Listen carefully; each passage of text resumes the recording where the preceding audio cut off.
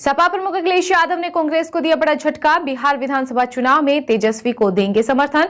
UP में भी अलग हो सकती है समाजवादी पार्टी और कांग्रेस की राहें।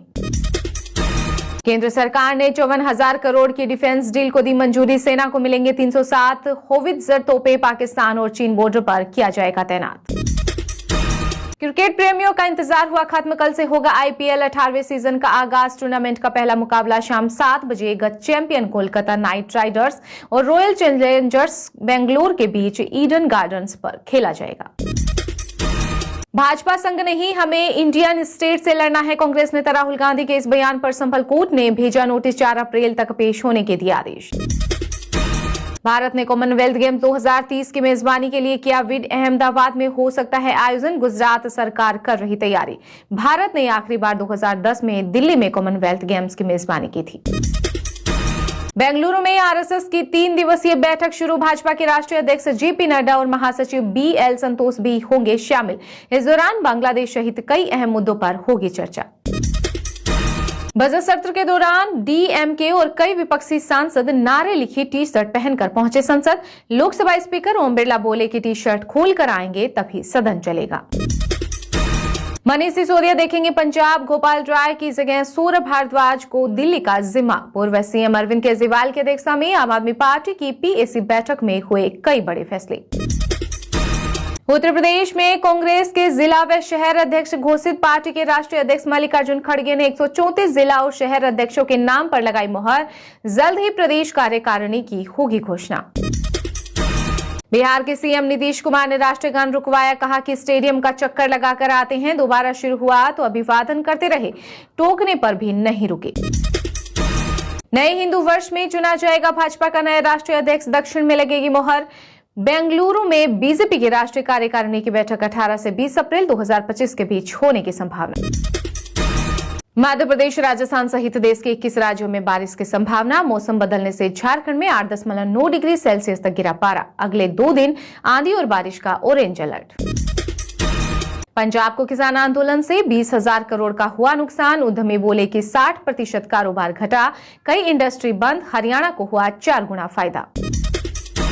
देश में अच्छी सड़कों पर टोल के नाम पर हो रही लागत से ज्यादा उगाही। केंद्रीय परिवहन मंत्री नितिन गडकरी ने लोकसभा में उजागर किया टोल वसूली का सच।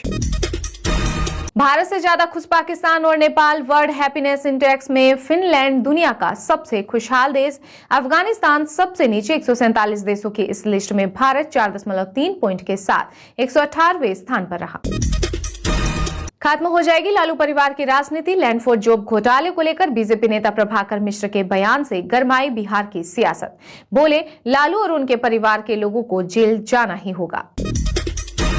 आरजेडी नेता तेज प्रताप यादव को ग्रोक ने दी गालियां। आईटी मंत्रालय लेगा एक्शन। होली पर किया था पोस्ट, वहीं एआई टूल का जवाब। 14 मार्च को जो तूने किया वो सबने देखा। यूपी के सीएम योगी का भ्रष्टाचार के खिलाफ चाबुक। अभिषेक प्रकाश सहित 11 आईएएस अधिकारी अब तक हो सके हैं सस्पेंड। सैमसंग का बड़ा ऐलान। 31 मार्च 2025 तक एसी, फ्रिज, वॉशिंग मशीन और माइक्रोवेव सहित कई घरेलू उपकरणों पर मिलेगा डिस्काउंट। बिहार विधान परिषद में पूर्व सीएम राबड़ी देवी बोली कि नीतीश कुमार का दिमाग खराब, बेटे को मुख्यमंत्री बनाए। वहीं तेजस्वी यादव बोले कि पीएम मोदी के लाडले ने राष्ट्रीय गान का किया अपमान। 8 मिनट में सदन की कार्रवाई हुई स्थगित। मुस्लिम ठेकेदारों को 4% आरक्षण। सीएम विधायक की सैलरी दोगुनी। कर्नाटक विधानसभा में हुए बिल पास। विपक्ष के हंगामे के बाद विधानसभा की कार्रवाई हुई स्थगित। कोलकाता नाइट राइडर्स और लखनऊ सुपर जॉयंट्स का आईपीएल मैच कोलकाता से गुवाहाटी शिफ्ट।